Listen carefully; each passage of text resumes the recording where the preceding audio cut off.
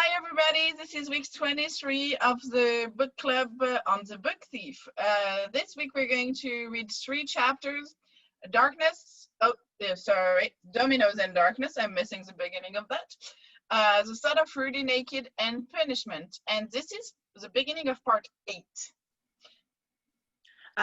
Alors, c'est notre 23e semaine du club de lecture pour la voleuse de livres et aujourd'hui, on va commencer la 8e partie du livre avec Obscurité et dominos, l'idée de Rudy tout nu et la punition. Et Julie va commencer. So, part 8, The Word Shaker, featuring Dominos and Darkness, the thought of Rudy naked, punishment, a promise keeper's wife, a collector, the bread eaters, a candle in the trees, a hidden sketchbook, and the anarchist suit collection. Dominos and Darkness. In the words of Rudy's youngest sister, there were 2 monsters sitting in the kitchen.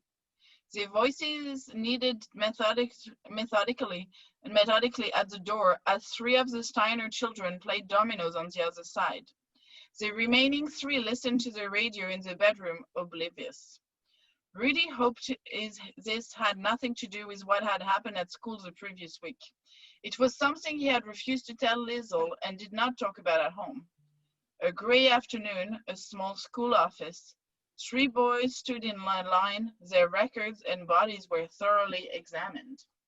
When the 4th game of dominoes was completed, Rudy began to stand them up in line, creating patterns that wound their way across the living room floor. As was his habit, he also left a few gaps in case the rogue finger of a sibling interfered, which it usually did. Can I knock them down, Rudy? No. What about me? No, we all will.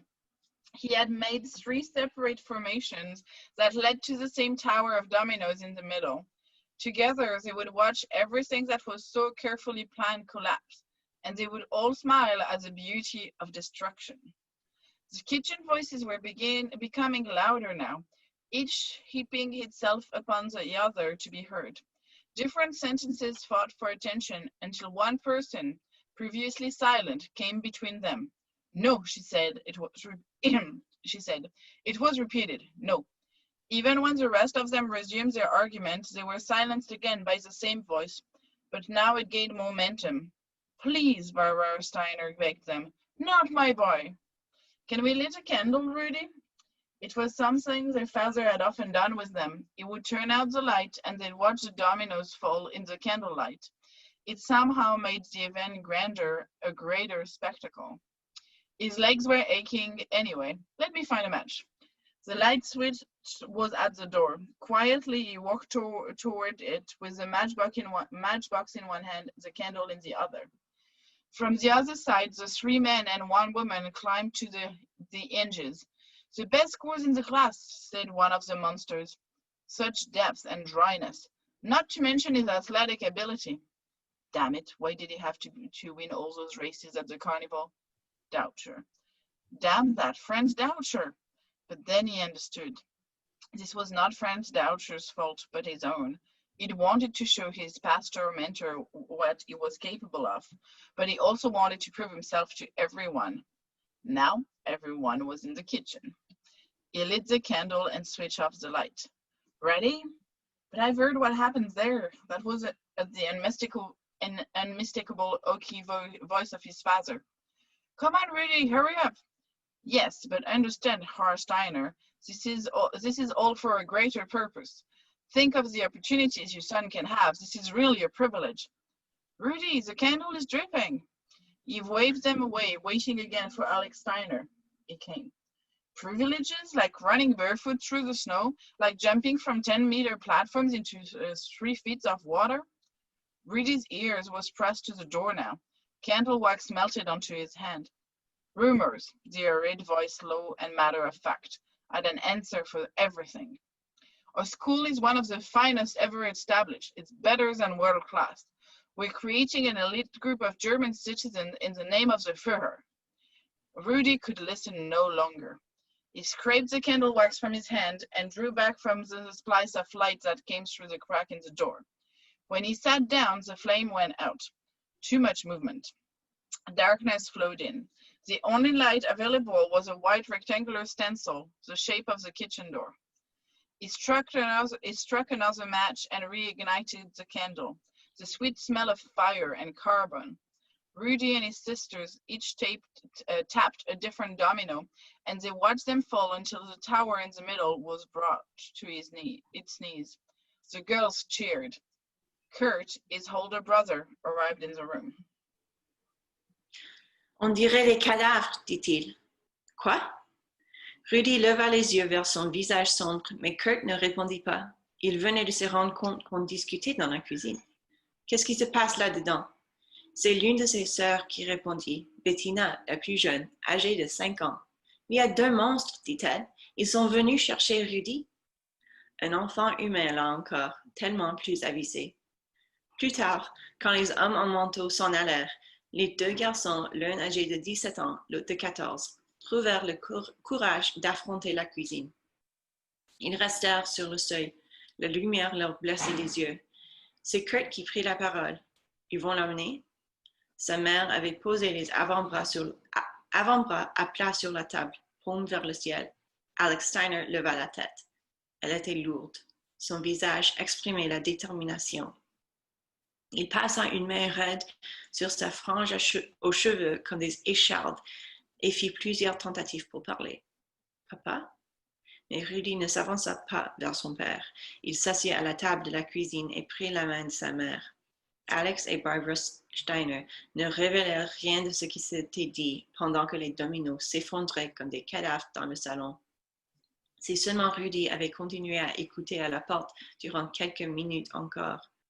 Au cours des semaines qui suivirent, il se dit, ou plutôt il tenta de se persuader, que s'il avait entendu la suite de la conversation ce soir-là, il serait entré beaucoup plus tôt dans la cuisine. « Je vais y aller, » aurait-il dit. « Emmenez-moi, je suis prêt. » S'il était intervenu, cela aurait pu tout changer.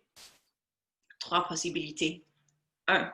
Alex Steiner n'aurait pas subi la même punition que Hans Hubermann. 2. Rudy serait allé dans cette école. Et 3. Peut-être, il serait resté en vie. Le sort a voulu, malheureusement, que Rudy Steiner ne soit pas entré dans la cuisine au moment opportun et qu'il ait reporté son attention sur ses sœurs et sur les dominos. Rudy Steiner s'assit, il n'allait nulle part. So the first question for this chapter is, why do you think Rudy stopped listening to the conversation happening in the kitchen? Et ma question c'est, pourquoi pensez-vous que la mort nous a déjà dit que Rudy va bientôt mourir? L'idée de Rudy tout nu. Il y avait eu une femme debout dans un coin. Sa natte, la plus épaisse qu'il ait jamais vue, pendait dans son dos, telle une corde. De temps en temps, quand elle la ramenait devant, la natte restait tapie sur son sein colossal comme un animal domestique trop bien nourri.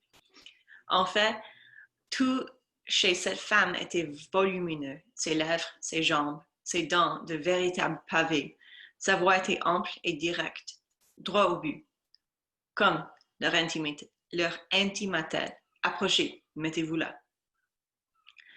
À côté d'elle, le médecin ressemblait à un rongeur au crâne dégarni.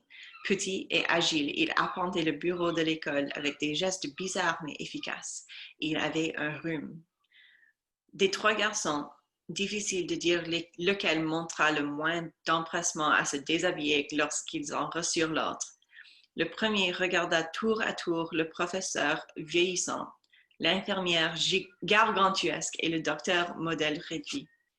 Celui du milieu contempla ses pieds et celui de gauche s'estima heureux d'être dans une école et non dans une rue sombre. Cette infirmière, décida Rudy, était une vraie terreur. « Qui est le premier ?» demanda-t-elle. Le professeur qui supervisait l'opération répondit à leur place. Herr Heckenstaller disparaissait dans son costume noir et sa moustache lui mangeait le visage.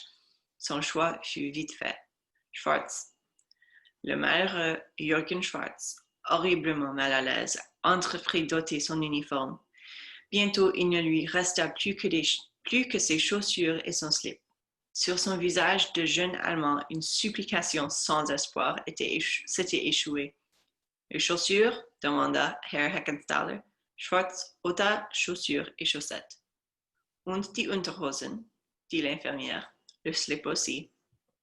Rudy et l'autre élève, Olaf Spiegel, avaient également commencé à se déshabiller, mais ils ne se trouvaient pas dans la situation périlleuse de Jürgen Schwarz. Celui-ci tremblait de pied à la tête. Il était plus grand que les deux autres, quoique plus jeune d'1 an. Lorsqu'il baisa son slip, il resta debout dans le petit bureau froid, au comble de l'humiliation, son amour-propre autour des chevilles. L'infirmière le détaillait, les bras croisés sur sa poitrine ravageuse. Heckenstaller ordonna aux deux autres de se dépêcher. Le médecin se gratta la tête et toussa. Son rhume était tuant. Les 3 garçons furent examinés tour à tour, tout nus, sur le parquet glacé. They kept their genitals in their hands and shivered like the future. Between the doctor's coughing and wheezing, they were put through their paces. Breathe in, sniffle. Breathe out, second sniffle. Arms out now, a cough. I said arms out, a horrendous hail of coughing. As humans do, the boys looked constantly at each other for some sign of mutual sympathy. None was there. All 3 pried their hands from their penises and held out their arms. Rudy did not feel like he was part of a master race. We are gradually succeeding, the nurse was informing the teacher, in creating a new future. It will be a new class of physically and mentally advanced Germans, an officer class. Unfortunately, her sermon was cut short when the doctor creased in half and coughed with all his might after he over the abandoned clothes. Tears welled up in his eyes, and Rudy couldn't help but wonder, a new future, like him? Wisely, he did not speak it. The examination was completed, and he managed to perform his first nude, Heil Hitler. In a perverse kind of way, he conceded that he didn't feel half bad. Stripped of their dignities, the boys were allowed to dress again, and as they were shown from the office, they could already hear the discussion held in their honor behind them. They're a little older than usual, the doctor said, but I'm thinking at least 2 of them. The nurse agreed, the first and the third. 3 boys stood outside. First and third. First was you, Schwartz, said Rudy, and then questioned Olaf Spiegel. Who was third? Spiegel made a few calculations. Did she mean in third in line or third examined? It didn't matter. He knew what he wanted to believe. That was you, I think. Cow shit, Spiegel. It was you. A small guarantee. The coachman knew who was third. The day after they'd visited Hemel Street, Rudy sat on his front step with Liesl and related the whole saga, even the smallest details. He gave up and admitted that what had happened that day at school when he was taken out of class. There was even some laughter about the tremendous nurse and the look on Jürgen Schwartz's face. For the most part, though, it was a tale of anxiety, especially when it came to the voices in the kitchen and the dead body dominos. For days, Liesl could not shift one thought from her head. It was the examination of the 3 boys, or if she was honest, it was Rudy. She would lie in bed, missing Max, wondering where he was, praying that he was alive. But somewhere, studying among all of it, was Rudy. He glowed in the dark, completely naked. There was great dread in that vision, especially the moment when he was forced to remove his hands. It was disconcerting, to say the least, but for some reason, she couldn't stop thinking about it. So, and the question for that chapter, what kind of reasons do you think they have to conduct such thorough exams on those boys?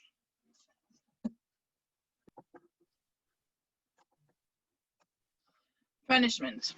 On the ration cards of Nazi Germany, there was no listing for punishment, but everyone had to take their turn. For some, it was death in a foreign country during the war. For others, it was poverty and guilt when the war was over, when 6 million discoveries were made throughout Europe. Many people must have seen their punishments coming, but only a small percentage welcomed it. One such person was Hans Hubermann. You do not help Jews on the street. Your basement should not be hiding one. At first, his punishment was conscience.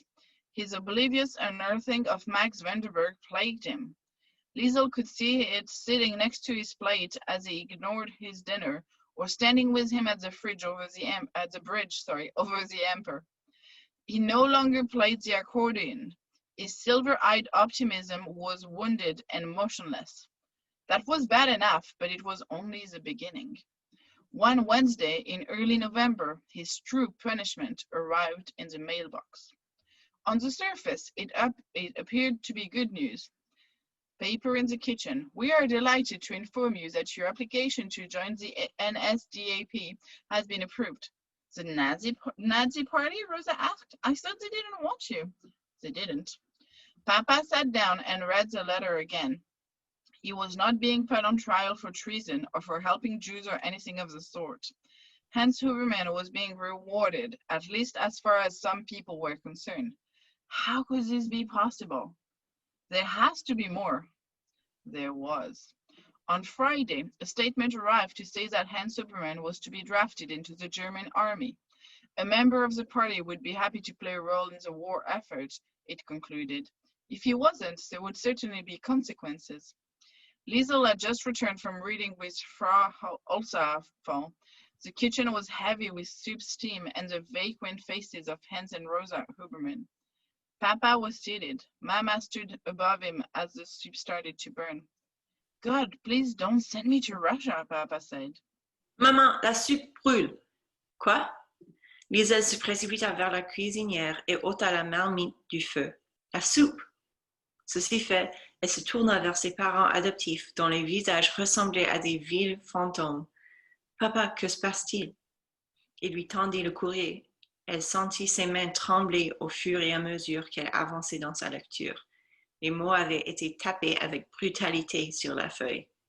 Contenu de l'imagination de Liesel Memminger. Près de la cuisinière, dans la cuisine traumatisée, se forme l'image d'une machine à écrire solitaire et surmenée. Elle se trouve loin de là, dans une pièce à demi vide. Les touches sont usées et une feuille de papier blanc est engagée dans le rouleau. Un petit vent entre par la fenêtre et la fait vibrer. La pause café est pratiquement terminée. Un tas de papier de la taille d'un être humain se tient nonchalamment à la porte. Il pourrait presque être en train de fumer. À vrai dire, c'est plus tard, au moment où elle écrivait, que Liesel eut la vision de la machine à écrire. Elle se demanda combien de lettres similaires avaient été envoyées au Hans Hubermann et au Alex Steiner d'Allemagne, des hommes qui aidaient les êtres sans défense ou refusaient de laisser partir leurs enfants. C'était le signe du désespoir qui gagnait l'armée allemande. Le pays était en train de perdre la guerre sur le front russe. Les villes étaient bombardées. On avait besoin de plus en plus de gens et tous les moyens étaient bons pour les recruter. Et dans la plupart des cas, les moins bien considérés se retrouveraient aux postes les pires. Tout en parcourant la feuille, Liesel voyait les bois et la table à travers les trous faits par la machine à écrire. Certains mots comme obligatoire et devoir avaient été littéralement enfoncés dans le papier. Sa bouche s'emplit de salive, une nausée. De quoi s'agit-il, papa? Hans Hubermann répondit d'un ton calme. Je croyais que je t'avais appris à lire, mon petit. Il n'y avait aucune trace de sarcasme ou de colère dans sa voix. C'était une voix absente, tout comme l'expression de son visage. Liesel se tourna vers Rosa. Une petite faille se formait sous l'œil droit de maman, et dans l'instant qui suivit, son visage de carton se fissura. Non pas à partir du centre, mais vers la droite, selon un arc qui descendit de sa joue vers son menton. 20 minutes plus tard, une fillette dans la rue Himmel. Elle lève les yeux, elle chuchote. Le ciel est plein de douceur aujourd'hui, Max. Les nuages sont tout doux et tout tristes. Et elle détourne le regard et croise les bras. Elle pense à son papa qui va aller à la guerre. Et elle resserre sur elle les pans de sa veste. Il fait froid, Max, il fait si froid.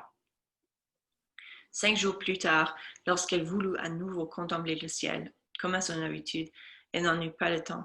Dans la maison voisine, Barbara Steiner était assise sur la marche, ses cheveux toujours soigneusement coiffés.